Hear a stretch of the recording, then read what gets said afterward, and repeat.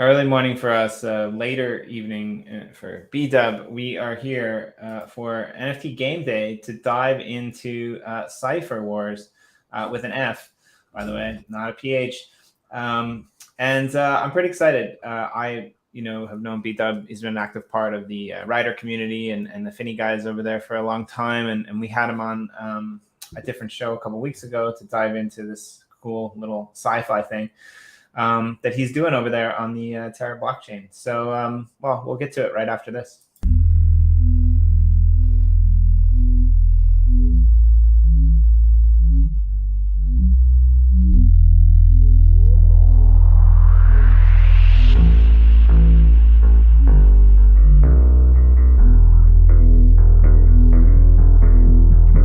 I'm not the bubble.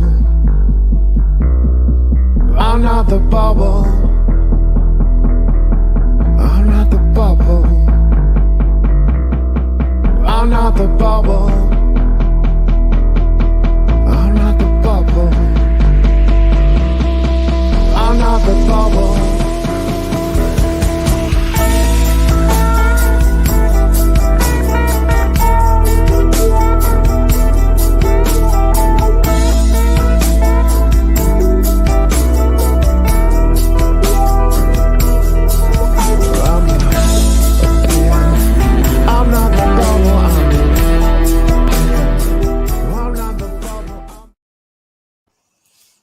So welcome to A Little Aside with Jimmy D. I've been doing something really interesting this week. I've been matchmaking all week. Yesterday, I got Nifty BC and Sean Ballant together, and they had a lot in common, and it was a lot of fun. And today, we're going to do the same thing with B-Dub and Corey, because, I mean, this might be the second match made in heaven that we've come across this week. You guys have so much in common, actually. Dude, what the fuck? You got up a little late this morning. I don't know if I'm prepared for this level of production quality, Jimmy. That's the coffee at 9 o'clock in the morning. Sorry, you guys have a lot in common. Actually, you both love sci-fi. It's true, and you both like to pick apart politics, or have in the past. And B-Dub does exactly that with Sifer Wars. So welcome to the channel, B-Dub. Who are you, and what are you doing? Thanks for the intro, Jimmy. I'm Brendan. I'm the founder of Sifer Wars. We've put together a project that we're bringing to the Terra blockchain. It's sci-fi based, as you mentioned, and it's a trading card collection at the core of it. We have a set of 25 cards, each featuring a different character from our universe, and each of the cards has a description of the character in question, plus an excerpt from the overall narrative. So when you put them all together, it starts to kind of knit together a story, and we hope that it's going to go down well with our fans. So I think what's really interesting about this is you guys are doing, well, something that gets done on wax, but you're the first kind of project that's actually going to be doing it on Terra, which is pretty cool. So you guys are going to be divvying these out in packs. There's never been pack drops over there on Terra, so you guys had to figure out how to go about and do that. So tell us about the drop and why you're doing it the wax way on Terra. So yeah, you're exactly right in the sense that I don't think Terra has seen a project that is so along the collector's card type of line, in the sense that there have been packs on Terra.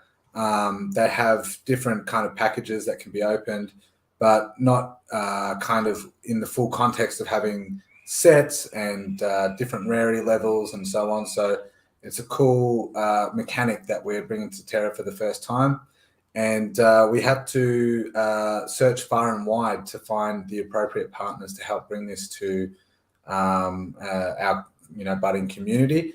And we landed on a great group of people over at One Planet who were able to, bring to life our vision for this project. Yeah, I mean, I like it. The artwork is fantastic to me. I don't know, it's just, there's so much packed into this. So, it's part story by Mark Bailey, who is a pretty well-known writer in the space, and some really top-of-the-line art by Bulging Idiot, who's been doing some pretty cool things. So maybe tell us a little bit about. Well, tell us everything, really. You guys, right at the beginning. Yeah, like all the things. Yeah, right. Yeah, like I just the art to me.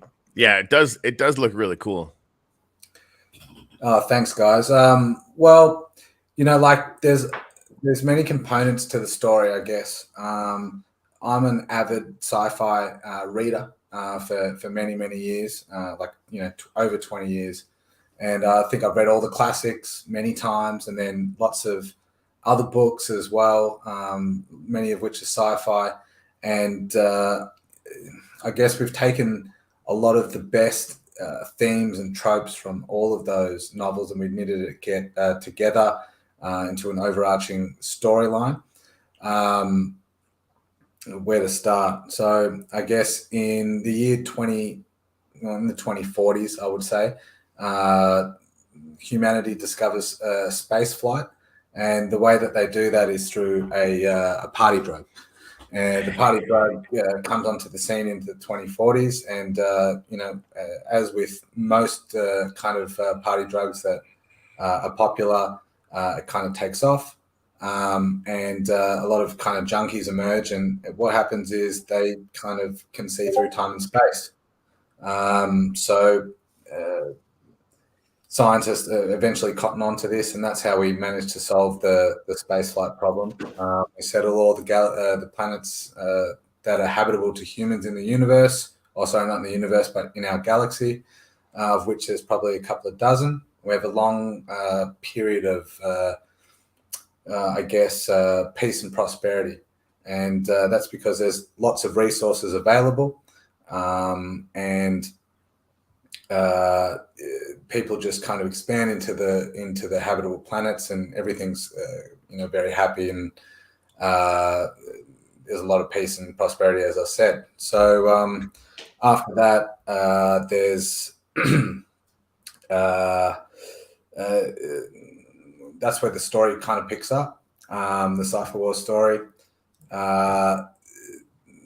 The Emperor Cypherius is about to hand over power to his successor, and the successor is assassinated a couple of weeks before that happens. And that kind of triggers a series of, political instability. It triggers political instability, and that's kind of the start of the Sifer Wars. So that's a long-winded explanation of, the basis for the storyline.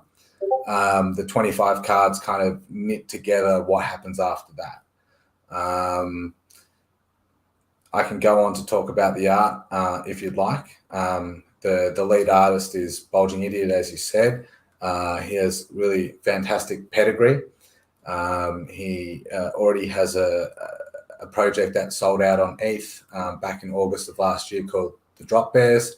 I think that was somewhere in the order of $3 million in sales over the course of 17 hours. And that was a PFP project. But he's really taken his art to another level with this project by doing kind of scenes from the Sifer Wars as opposed to, profile pics of Drop Bears. But we also have to mention Aspect Articulated, as well as Mr. Oz, who are the two VFX designers for Sifer Wars. Jimmy, you haven't seen many of the VFX cards because they weren't ready when we last chatted, but they're looking absolutely hot, I have to say. So I'll send a couple around after the show, but they too have contributed greatly to the kind of art that we're putting forward here. So I guess to wrap it all up, the two of the three major facets of Sifer Wars is the art, which we think is excellent, and then also the story written by Mark Bailey and myself, and some of which I took you through earlier. And then finally, there's a gaming component as well. But I'm starting to run out of breath. So, if you got any questions about the story or the art, I could answer those. I mean, less a question, more a comment. Solving for interplanetary space flight with drugs sounds like a fucking fantastic idea. I've been close enough to that solution on a couple of really long nights that I feel like it's far more plausible than people give it credit for. Yeah, I just love the whole style. Obviously, like the art is fantastic, and the lore is fun, and I think the capacity for groups like yours to rethink how we do creativity and storytelling through the lens of NFTs and packs, and it's cool that you guys are thinking about doing the gaming component as well. I just think that any kind of utility that gets tacked onto these things, I think it's important for the space, right? Because like the art absolutely could stand on its own, right? The story could stand on its own. That could just be the NFT collection, and you'd be fine, right? I think the more we apply ourselves on iterating and experimenting on the utility side, whether it's gaming or community access or whatever it is, I just feel like that adds a layer of richness to the ecosystem that is just undeniable, and I think it just gets better all the time. Yeah, thanks for that, Corey. That I think you're right to zero in on the solution to spaceflight, and I did take a little bit of time to explain that because there's realistically no good sci-fi that doesn't solve that problem. The closest star to our sun is Alpha Centauri, and that's 4 light years away. Yeah. So even if you're traveling at the fastest possible speed in the galaxy or the universe, light speed, it's a 4-year trip. And then you have time dilation. It's a pain in the ass. Now I don't know if you like at the risk of digressing. The Albuquerque drive, mathematically possible, warp drive, right? You'd need the all the energy basically contained in Jupiter, so it's not super feasible at this point. But it wouldn't break the laws of physics. Which drive are you talking about? There's a Mexican theoretical physicist called Albuquerque. Okay. And like NASA reviewed all of his papers, and everybody came back from looking at his sort of theory and said, yeah, no, this would work. I was like, wait, what? But I mean, we're probably hundreds of years away from being able to make any of that stuff work. One thing I would suggest, and this is I think kind of going down the the line of the drugs make all this stuff work, but then also not. Tim Ferriss just had this guy Hoffman, who's a theoretical physicist, on his podcast maybe a couple weeks ago, and this dude's a serious dude, right? Is an actual theoretical physicist.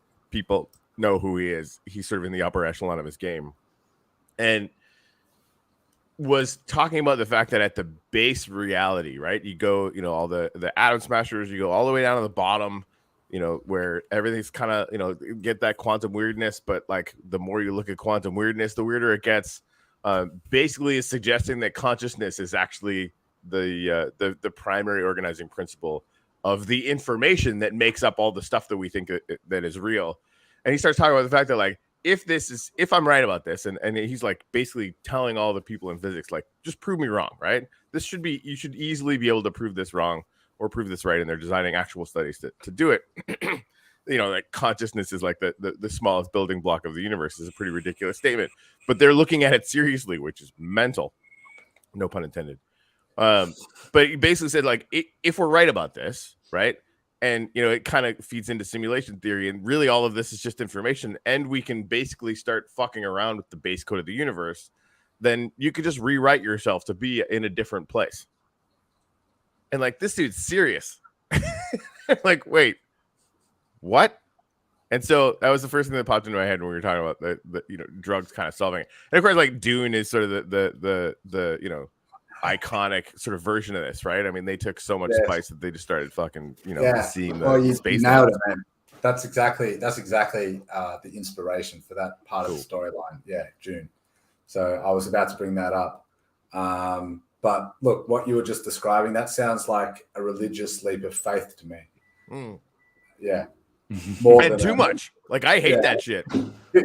Right? But at the same time, like it's a religious leap of faith in the 1700s when they start talking about electricity. It's Right. a religious leap of faith when Galileo thinks that the Earth is going around the sun instead of the other way around. Right. Right. Yeah.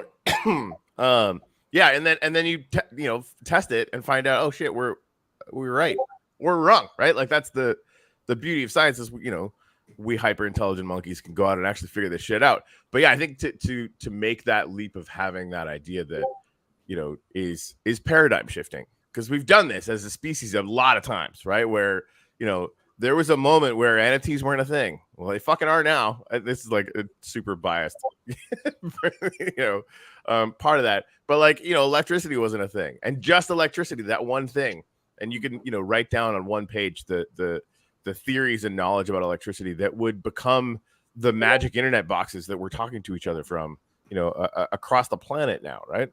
It just profound changes come from these paradigm shifts, and to think that we have more of them on the way is just super exciting to me. And that's probably why I read sci-fi all the time, right? Like that, the world right now is amazing, but it's not like max amazing, right? Like things could get a lot more weird.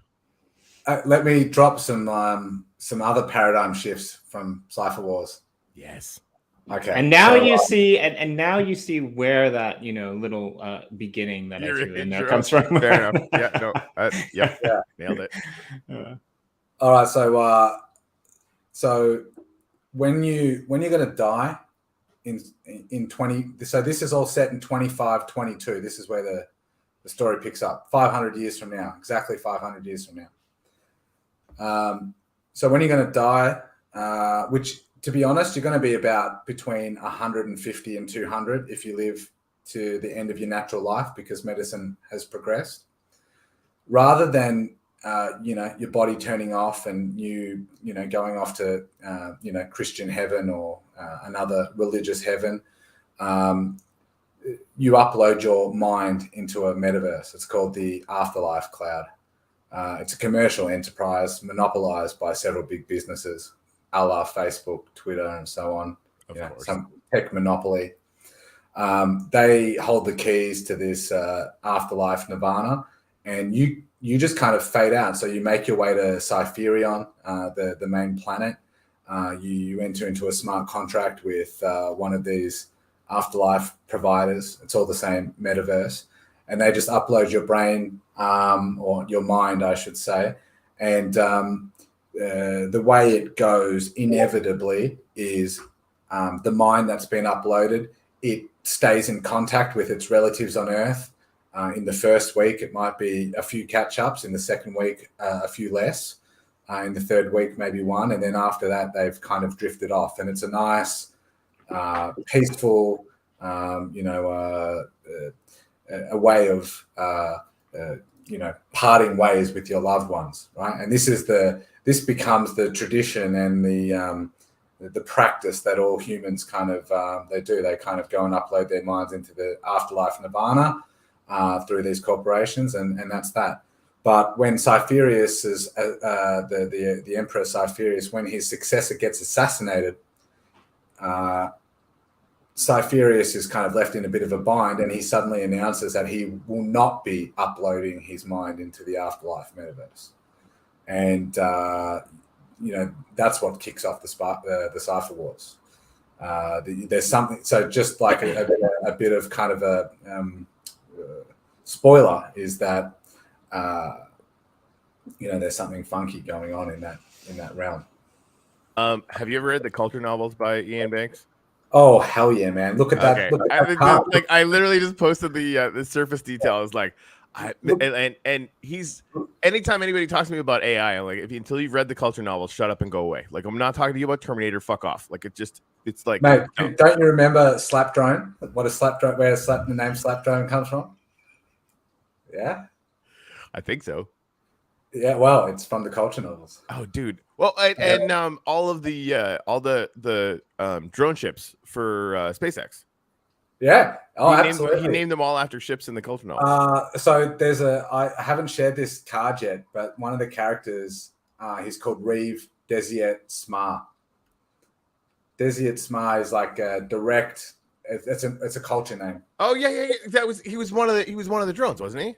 No, Desiet Smar. She's in like a couple of the books. She's a humanoid. She's like a special circumstance. Oh yeah. No, yeah. I need to go back and read them all. Oh man, I've like permeated the culture through this whole project. That's amazing. All right, well, I was a fan before. Now I'm fucking obligated to buy some.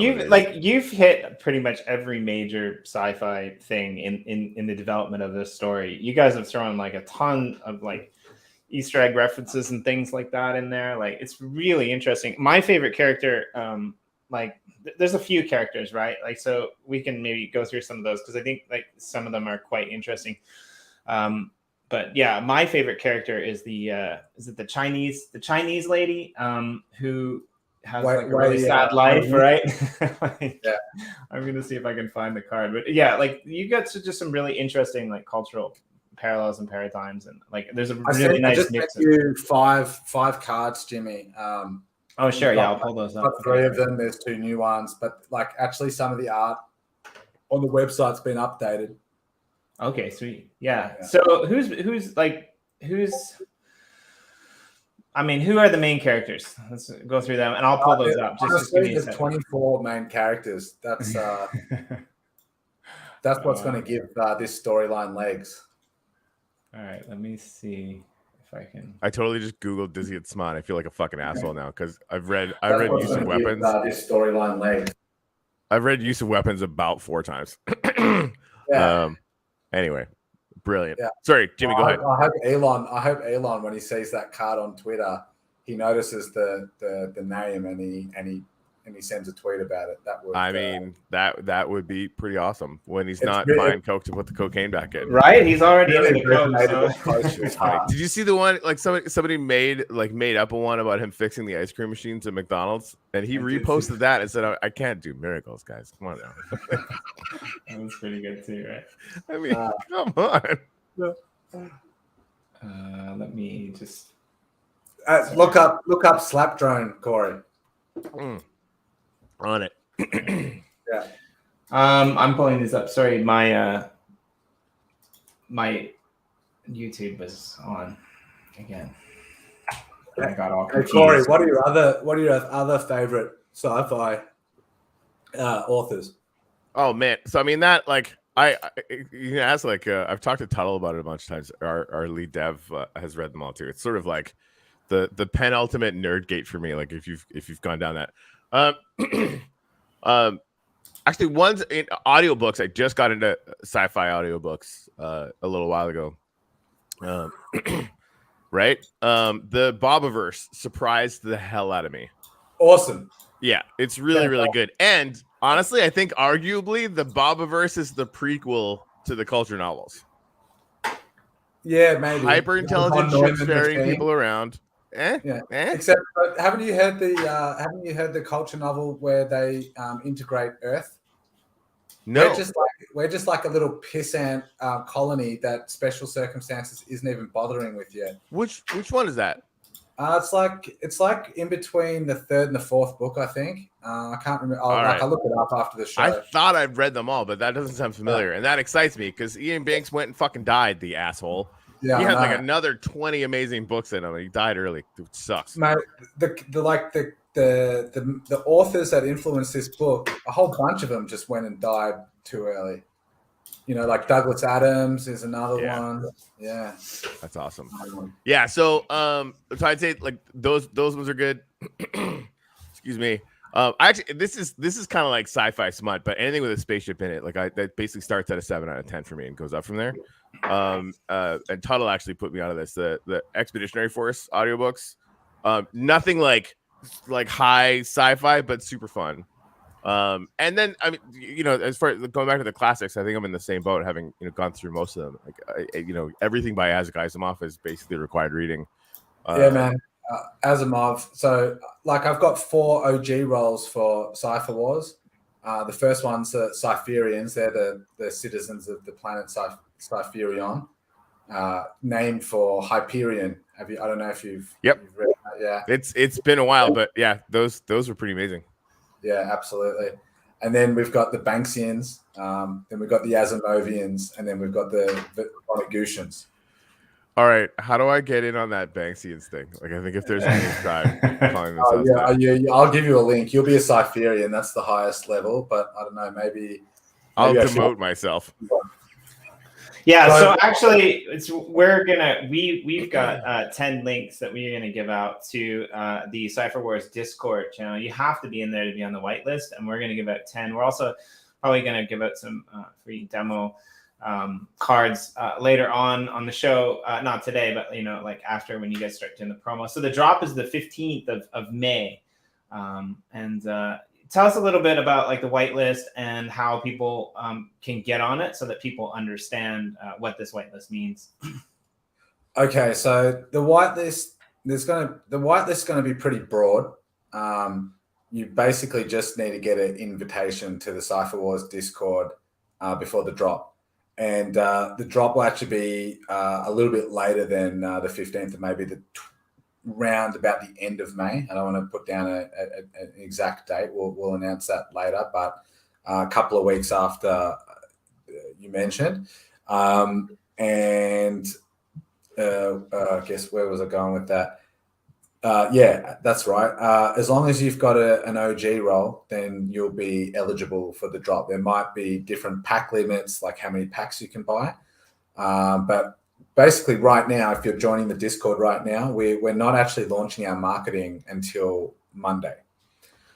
From Monday, I'm expecting it's going to get pretty wild in terms of people joining the Discord and so on. But yeah, if you're in over the next 48 hours, then you'll be on that, like the ultimate OG role, and you'll get access to the most packs possible on drop day.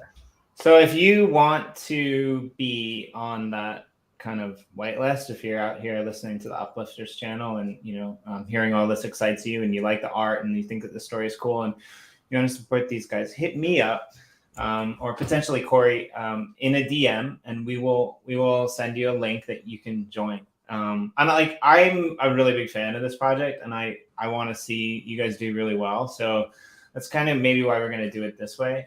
If you hit us up personally, we'll send you a link. And then, you guys can go in there. Because again, I like the idea of having only 10 links that we can give out. And I want to populate it with people who are, passionate about this and want to support it. So hit Corey or I up, and we're more than happy to fire you off a link. And then you can, enter into the Sifer Wars Discord, learn all about it, become an OG member, become a Cyferian, really. Yeah, I want to give Anders Bello one for sure. I'm loving his comments. Yeah, Andre's fantastic. He's one of the cool. And I was like this is basically Andre and TC here. They're both like upper echelon badasses for real, not just because they're watching our show. They're just like genuinely kick-ass humans. Oh man, I'm gonna look after this. I'm gonna look after this first kind of 500 people that join the Discord. There'll be at least a special airdrop for them. You'll be able to get a few more packs, although that's commercial. But yeah, we'll make sure we get you guys something. The other kind of cool thing is that in the Discord at the moment, there's not many people, but I'm absolutely smashing the giveaways. So like giving away cards, 3 or 4 or 5 cards a day, and while there's only 50 people applying or like entering those giveaways, it's much better odds of winning. Playing poker and we'll have some other games going next week as well. So yeah, got a lot of stuff to give out before drop day. Yeah, and like I said, like BW, you've been an old part of the Finny MetaCollect community for a long time, and a big part of that community and all the things that they've been doing, and you still are. So I think it's people can kind of understand where you're coming from, because they're, in my opinion, as much of a community as we are over here, and family to us as well. Corey and I and the Uplift team, so I want to see people support that. So again, we're not going to drop the link in the side comment. What we'll do is I've sent it to Corey. He can send it off to you, or you can message me on Discord or on Telegram, and I'm more than happy to send it off to you as well. So we've got 10 to give away. So click it when you get it and jump in there and have some fun. So awesome. Yeah. Andre's in my DMs on Twitter already. I got you, buddy. I got you. So yeah, the link is in your Telegram. So I'm glad you brought up the already. crypto writer boys, Jimmy, because obvious, it may not be obvious to a lot of people that will ultimately listen to this, but they were a big factor in all of this coming to fruition in many ways, really. So in the first instance, I hadn't been into NFTs for too long before I discovered Crypto Writer, and then that quickly became my NFT project of choice. I was really into crypto finny and spent a lot of time involved in that community. And then after a reasonably long period of time, almost a year or maybe 8 months, probably more accurate. They released the Finny cards, and that's kind of also a sci-fi story, somewhat told through NFTs and with a similar style to Sifer Wars. So I can't put them on a high enough pedestal to say or to kind of describe how influential they were on this Sifer Wars kind of coming to fruition. And that people should kind of go and check out that project because it's obviously still got legs, and I still got the the Finny collateral up on the wall. But they also taught me a lot about the crypto space in general. I learned how things fit together in the back end. Like what powers NFTs. Under the surface. Particularly how smart contracts work. How you design, trading card sets. That was all through Kenny and Sean. Both of those guys with different skill sets that complement one another. And by God, I learned a lot off them and wouldn't be here today without them. Yeah, Sean's one of my favorite people in the space. I think most people know by now, but like we do 1 or 2 shows a week together, Sean and I. So yeah, and it's fun because it's a completely different approach than I think a lot of other projects have. Like they resonate with me because it's the same thing that I think we do here at the Uplift. They're community first, orientation where they try to look after their community. They're not just out there to, make money. I mean, make money is important, obviously, right? Like you got to have the devs paid and you got to do this kind of stuff, but they're there to progress the space more so than their own pocketbooks, which, there's a lot of projects that do that, but there's a lot of projects that don't. And I think when you find communities that are strong and people come in and do these things, then that's where, the magic starts to happen. That's where stories start to get, supported and things start to get changed. And like you said, we can learn from people that we trust and better ourselves in the metaverse or the world or the NFT space in the process. So. Well, I mean, speaking of Crypto Writer and learning from one another, I mean, I guess I should shout out other members of that community as well who are super influential. So let's talk about Reese. Yeah. And the Drop Bears. I saw what Crypto Writer was doing. I also saw what Reese and Smitty did in a short space of time with the Drop Bears and the success that they have had. And the success that they have ongoing, they're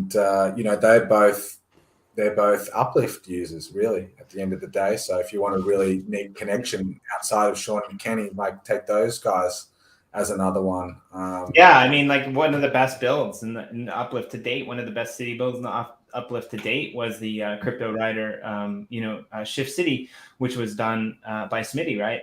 And all done from a picture on an NFT, it's right? Absolutely bonkers. I was thinking too, like it'd be amazing to see like Sifer Wars billboard up there. When's the drop, by the way? The drop's like right at the end of May. At this point, we're saving all the details. And seriously, like we could. I want to start getting some more billboards up at the Uplifters Tower too for stuff like this. Jimmy and I were talking about getting like putting all the cards in a gallery in some kind of Uplift Yeah, I think it would be cool because you got 25 cards for the first series, so you could definitely like just go around the whole gallery with one of each, right? Yeah. And tell the story in the gallery. That would be really cool, right? Something like that. Yeah, that'd be cool. And then another shout out, and also a continuation of what we are talking about before, is like the Hellcats project on Terra. You know, like that's the number 2 overall project on Terra. They just did a drop last week, or in fact earlier this week, their Hellhounds drop. 1.9 million UST in secondary sales in 24 hours after the drop. Wow. Yeah. Just unbelievable stuff from those boys and from that community. And after Crypto Rider kind of went to Terra, it was Taylor, it was Dim, they went off, they developed their own project, and they've seen wild success, and for good reason. They really have the pulse of where NFTs are at on Terra, and they've just harnessed the Terra community and just kind of put forward an excellent project that I think is probably the top project on Terra. Yeah, that's also come from Crypto Rider at the end of the day. Like, it was Sean and Kenny again that introduced Taylor to the blockchain. They were instrumental in Dim kind of, learning about NFTs, and even though they've kind of gone their separate ways, both projects have achieved great things. Yeah, it's this kind of conversation where Jimmy's been yelling at us that we need to have a world on Terra, like NFTs on Terra. I would do it immediately, man. Like, right? And that's my genuine perspective is okay. So with Sifer Wars, the idea predated like which blockchain is going to launch it on, and I've been involved in Wax for a while, on Flow, on ETH to a certain degree. I went off and really got into Solana for a time to test the waters, and in between all of that, I'd kind of been on the original Hellcats team and helped build Hellcats, and I just couldn't get past the quality of the Terran community. It's just so I don't know. It reminds me of all the early blockchains in their early stages. You've got that camaraderie, and people are just good to each other. It's not it hasn't got that hard edge, where there's people trying to flip things and they're building bots, and I'm sure, it's probably going to come to Terra in the end, but it's not there yet. Yeah. And the community is just wholesome, and it's just a pleasure you feel happy kind of spending your time there. Wax was definitely like that in the early days, and it still is in many, many pockets. But you're right. There's pockets. Yeah. There's other pockets that are in no way, shape, or form like that. Yeah, so. And I think Terra, like, that's starting to creep in, but I feel like there's still like a really kind of long runway for Terra. And then as a blockchain, like Wax is purpose built for NFTs, and that's fantastic. But with Luna, there's also other layers to it, with UST. So like the currency has more utility beyond just NFTs. And don't get me wrong, I also love Wax, right? I'm quite heavily invested in. That's for us. Like, that's the story of this whole year for us, right? Obviously we got to finish purchasing the uplift so we can do whatever the fuck we want to do with it. Number one, but then we want to go multi-chain, right? And there, again, like, we absolutely love Wax. Where we got our start, like, we're always going to be here. This is, we're not going away anywhere. But the idea that we can get on Ethereum, we can get on Terra, even Solana, or whatever, right? Like, everywhere where there are those good communities. Like, imagine in the Portal Hub being able to walk from a Wax world over to an Ethereum experience world, or to Terra, where there's 50 projects there, of which I can only hope that Sifer Wars would be one of the primary builds near spawn or whatever, right? Like just like that whole idea of connecting all these blockchain tribes together. And then so hopefully we can take that the really positive things we've all felt in these communities, especially in the early days, like you were mentioning, like if we could sort of capture that and then create network effect around that. I mean, that's what just makes me just completely and totally unable to stop thinking about this shit. Like that's the world that I want to step into. Yeah, well, look, I think you guys should be angling for like omnipresence. Like I'd just be going on to every possible blockchain as quickly as possible before anyone else.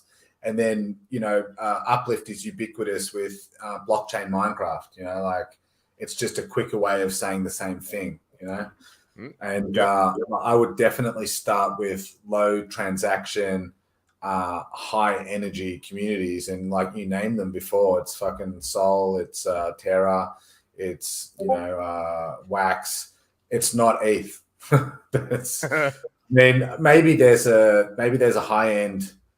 That's demand for that, but it'd be expensive to test the waters, Yeah, we've done an insane amount of sort of market research on this whole thing, and the long and short of it is not being on Ethereum is insane.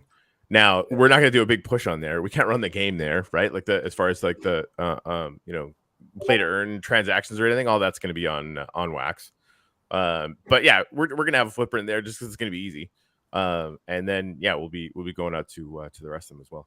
So that's gonna be fun. Well, you should talk to like Sean and Kenny because their dev Nathan is just fantastic. And Nathan is actually my partner on Blue Deck. Oh, really? Yeah, I know Nathan really well. Okay, man. I'll tell you about Nathan then. Yeah. He knows what's up. Yeah. All right, cool. Well, I was gonna say that process those transactions on Polygon or something like that. Maybe you've got yourself an Ethereum Uplift world.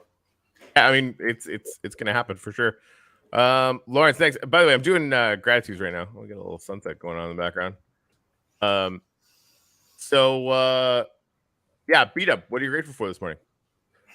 I'm grateful for NFT friends. And I mean that like all the friends I've met since I started getting into NFTs, it's like all of that, the Uplift slogan, pay it forward. I don't know. I only heard that first through you guys. Pay it forward, that phrase. I literally heard it through the Uplift. And I think that ethos is what I'm thankful for, because that's kind of what's happened with Crypto Rider and all the crews. It's everyone's acted in good faith and everyone's really been successful in their own way. And at every juncture, people have been there to support each other. So you guys are supporting me now. When you did your packs, when you did the land sales and whatever, I was there. Like it kind of goes in roundabouts, and a lot of good people in the space. I have to say, way more good people than bad people that I've come across. Yeah, I agree. Mm. Awesome. Hey, Corey, you mentioned Asimov before. I did. Yeah, I have a character in Sifer Wars called Dr. Isaac Turing. And he's standing in front of a blackboard, and on the blackboard, it's got the word psychohistory. Oh man! Also got the Foundation series. This is like if you've ever read any sci-fi at all, and they actually did kind of a decent job on Apple. I was really worried they were going to botch it on Apple Plus. But yeah, I've watched the first 4 episodes, and so I've got like probably half a dozen. I would say.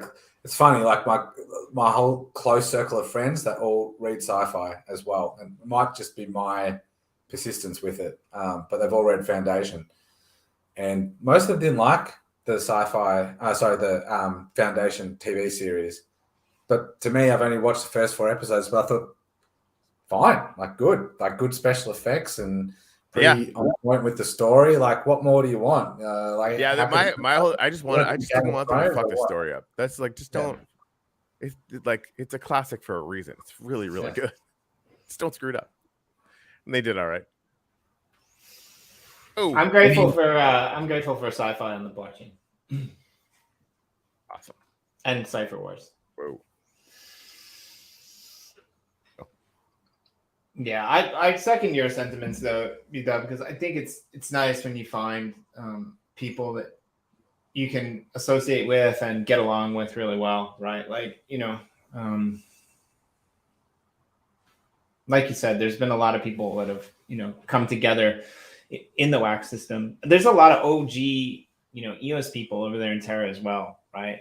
That kind of ported away from the EOS space when things started to get dark. And I got a lot of friends over there too.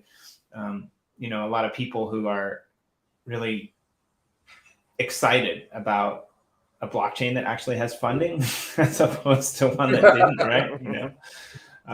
So that was, things are starting to change in EOS, but I think it's that drive, like all of those hardcore EOS people, they're over there now and they're like, why wasn't this way? Like when we were here, 3-4 years ago, trying to build this stuff. So it is, there's a lot of OG friends and community members. And crypto conferences one of these days is just going to be pretty epic, I would imagine. Mate, when I joined the first NFT Telegram channel, you already had your own project, and I kind of got to know you over the course of the last year. And, if this was any other industry, right, an established personality with a big following and their own project, it would be unlikely that, some pleb from the community would, develop a relationship with that person over time. But, credit to you and also credit to the broader community. I've been able to do that with you and dozens of other people. And it's with the support and the lessons learned off everybody that kind of brings the next generation through. So not only am I grateful for you and for everyone in your position for doing what they do, but when the next generation comes through, I'll make sure I'm going to be there for them too. That's just we talk about the rising tide lifting all ships, which is I think it's just we've experienced that as being true. It's just so much more fun. Did you just turf B-Dub out of there? What are you doing? No, that's me. My camera's kind of screwed itself up. Yeah. Oh, it looks better now. Yeah. It just goes out of focus. Mine does that sometimes too. Anyway, yeah, like if we can create that community sentiment, which I think we've been doing, right? And I think like if any other projects take that on, it just ends up being that thing that becomes the example, right? Like you don't have to be unkind, and while we're sort of at a certain level sort of competitive or whatever, right? It just makes more sense to be collaborative instead. And the person who creates, or the project that creates the most network effect might just end up sort of like quote unquote winning, but while everyone else is winning as well, which just seems like a much more entertaining game to me than being cutthroat and lame. Yeah, the way I see it is it's like the gold rush, but in the very early days where like there's so much to go around and you're so early that you don't really need to be too competitive, I definitely see it where there's two people that are feeling, or two group projects that are feeling the same niche, and there gets to be a little bit of animosity between them. But overall, there's just so much uncharted territory that you can be friends with everyone, and you can do it with a smile on your face and sleep easy at night because you genuinely mean it. And there's not too many industries or spaces where you could say that that's the case. Like even crypto, like DeFi in a sense, like we're kind of like done with that phase of DeFi. NFTs, it's kind of the wave that keeps on rolling at this stage. You would have thought that maybe, okay, it's a 1-year wonder or something, but here we are, year 2 or 3, and it still feels like we're on the upsurge. Yeah, I think you nailed it. Actually, there's so many ways we can innovate and move all of this stuff forward whether it's across, creativity and artistic expression, or, storytelling the way that you guys are doing it, or, metaverse and play to earn and stuff, the way that, so the direction we're focused on or whatever. There's so many new things all the time that like we can't keep up to integrating the coolest ones. And as long as that's the case, like, yeah, there's other projects that are doing things similar to us. Great. Like, we're going to learn from them and just keep going. Right. I mean, that's, eventually, this is my personal opinion, but I mean, everyone is going to own NFTs in some way or another. Right. Like, and I feel kind of bad for the ones that are, naysayers about it now, because those are like, you're your parents. Like, how sad is that? They didn't get the internet back in the day. Right. I suppose that's grandparents now. I'm fucking old, but you get the idea. Man, over here in Victoria, in Australia, they've got pretty draconian lockdown COVID kind of measures. And it's been like 18 months of like semi like hermitude, right? Like, we haven't been able to go out or do anything. And then now that things have started opening back up, and I've playing tennis and, going to catch up with friends and whatever, I'm talking to them all about NFTs, and I'm almost like having to start from scratch every time. I'm trying different ways of explaining it, trying to get the point across succinctly and so that they understand, and just having like very little success. But the one thing that I always try to get across is like, it's going to be ubiquitous within years. Like, you're going to have NFTs, you're going to have a crypto wallet, you're going to be trading in, like Australian digital dollars, American digital dollars, Bitcoin, NFTs, membership cards for your gym, whatever the case may be. And you won't even be thinking about it, just be apps on your phone. And that seems to be the point that lands. It's like, oh, okay, there's a fancy technology that sits underneath it all, and maybe I will use it in a couple of years, but I'm not going to invest the time to understand it all. And I think that's the great separator between all of us that are on the blockchain now and then people that aren't. It's like the people who can be finding out about it, and all the others that can't. And hopefully it's also the great rewarder. Like, if there's any justice in the world, all those people that put in the effort and the time to learn about it, they will get justly rewarded.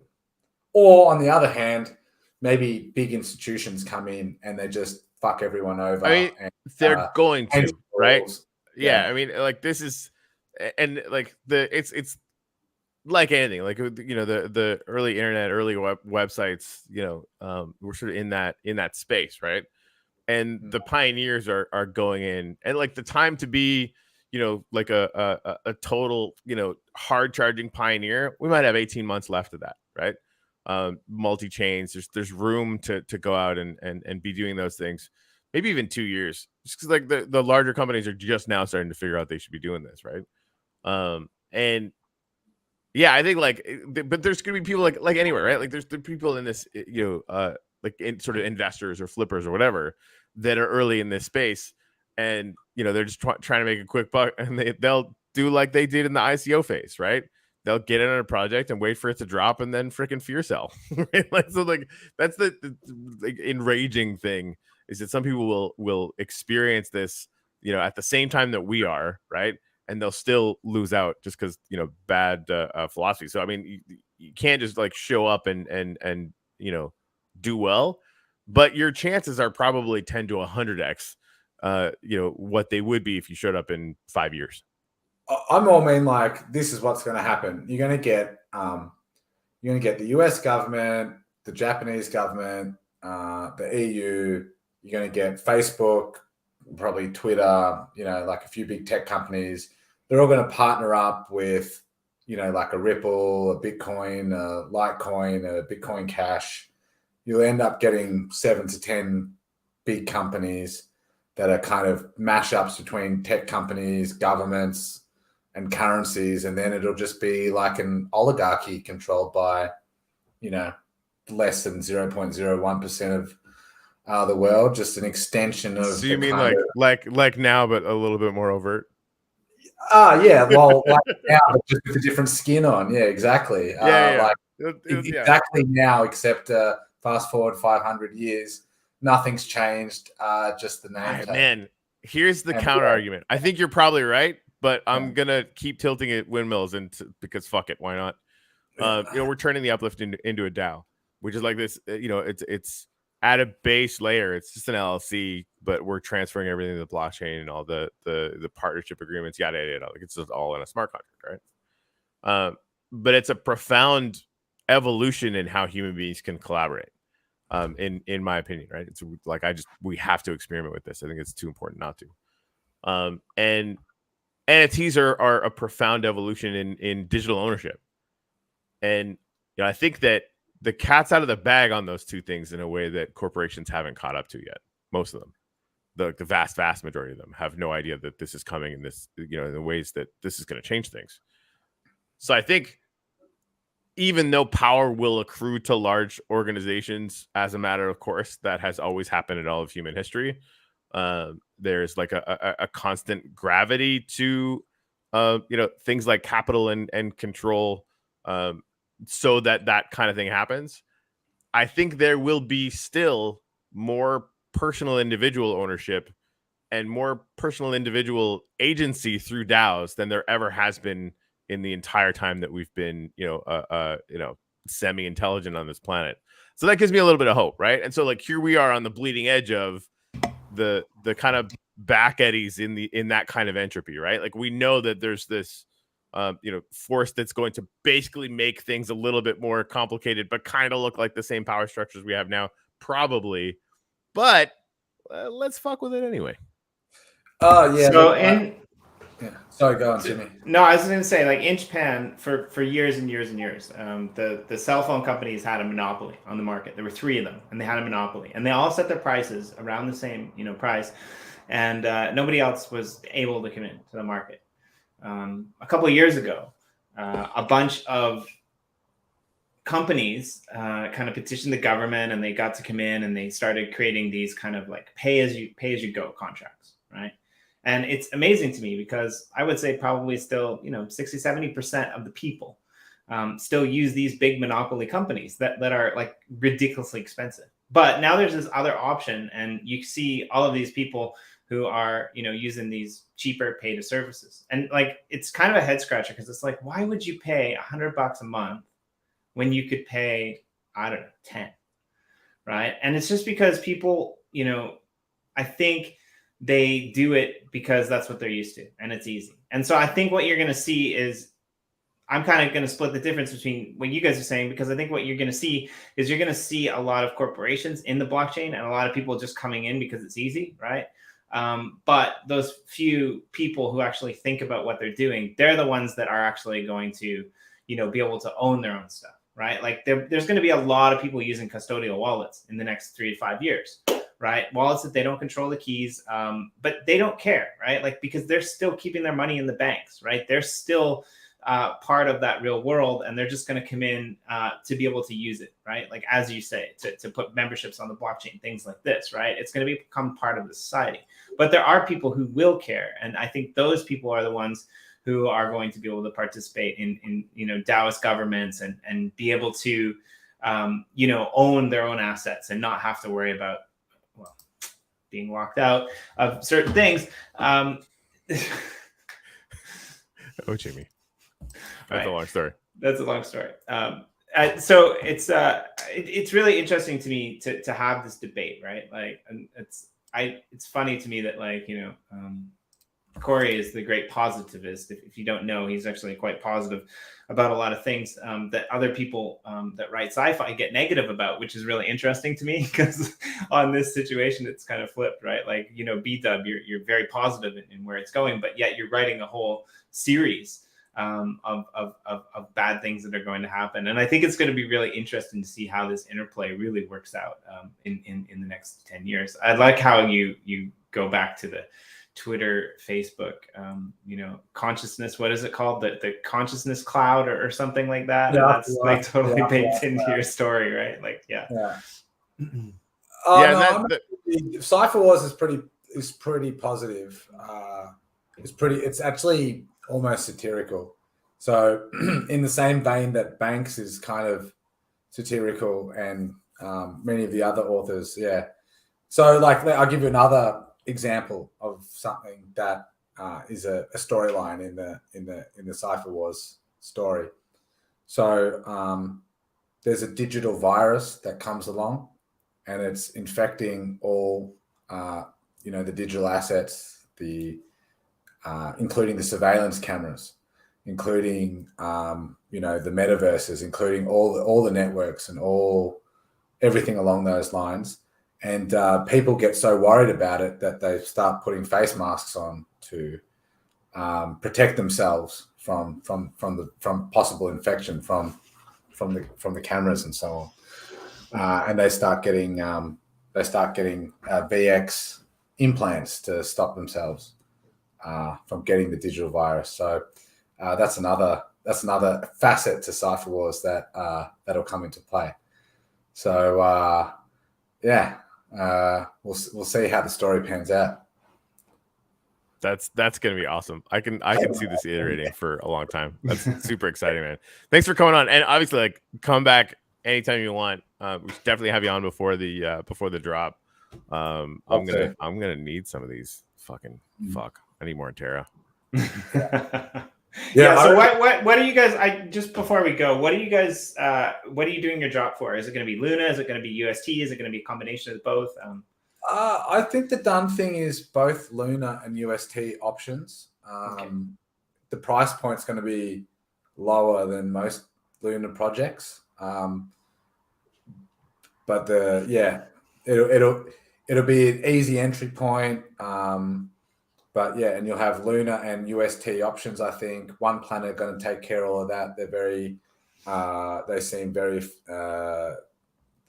seem to be able to handle all the requests that I've made to them, which are numerous, in a professional way. I'm really impressed with the way they're putting the stuff together. So I just assume that everything's going to go well. Everything that I've seen from them to date has run perfectly. So yeah, I'm full confidence in them to deliver the drop experience. If you have any specific questions, I probably can't answer them, but yeah, I mean, like, you've been talking these guys up for a long time. So if they're willing, like, I would love to have them on this channel as well and walk through all the things that they're doing in the space and give them the spotlight, because I know it was quite difficult for you guys to find someone that could do what you wanted to do. So I'd love to highlight the team that helped you do it too, right? Oh yeah, absolutely. They're actually pioneering on several fronts. I decided to partner up with them based on a number of factors, but I have to say I've just been more and more impressed as every day has gone past. So I'll put it this way: I'm in their private Discord channel, and the announcements they've been making over the last 3-4 weeks, I've just every few days I'm waking up to something cool. So I'll get them on. Awesome. I'll connect you to them, mate. Yeah, that'd be awesome. So cool. Game on. Come join Corey and a few other people from the team at 10 a.m. Eastern Standard for Volume 3 of the White Paper Chronicles, where we're going through the white paper that was written a month ago that's already out of date, which is super fun. Yeah, it's good that we're actually kind of reviewing it all ourselves, because like every single time we've been doing this, a bunch of people hadn't done the white paper yet, so we're just kind of walking through it as a team so people kind of understand what we're doing. And it's finding some little edits here and there, which is good. We're going to also be popping in some shows this weekend. We're going to go live at, I believe, 9 a.m. Eastern Standard Time on Saturday with Frame Games and Tiny Miss B to talk about some things that they're doing over on Solana. Obviously, the shop list and things that they're doing in the Uplift. We'll also be doing Volume 4 of the White Paper Chronicles at 10 a.m. on Saturday morning. I'll be live later today with Sean over on the Crypto Writer MetaCollect Twitch, and we're going to be talking. I don't even know if I'm allowed to say this. We're going to be talking about some cool stuff that's coming out that they spent 3 hours on a dev meeting that they didn't even really understand what was going on. Probably some of that happening later today too. Thanks, B-Dub, for coming. Again, hit me or Corey up if you watching this back later and you like what you see and you want to get in on a little bit of Sifer Wars action over on the Terra blockchain. Before that as well, I'll try to put up a post for some wallets that we recommend so that people know how to get in there. Get on the Cypherians OG list and help support some cool community members. Indeed. Beat Up, thanks for coming on, man. I haven't been able to nerd out on sci-fi in too long, and this is the first time anyone's ever educated me, schooled me on any culture novel related shit, and I think you did that twice. So fucking Let's high stick quality around and shit have a right quick there. chat afterwards. Yeah, actually, I have to go. A couple things, but we'll definitely come back and we'll do this. I'm gonna run and get some other stuff. Jimmy, I actually have to do another live here in a second to do some giveaways and stuff, so you can join me if you want. Or do you have Sean right now? No. I'll come join you too. All right, cool. All right, I'll set it up and Friday the link. Seriously, Beat Up, thanks for coming on, man. Let's get you back as soon as we can. No worries. And see you guys all next time.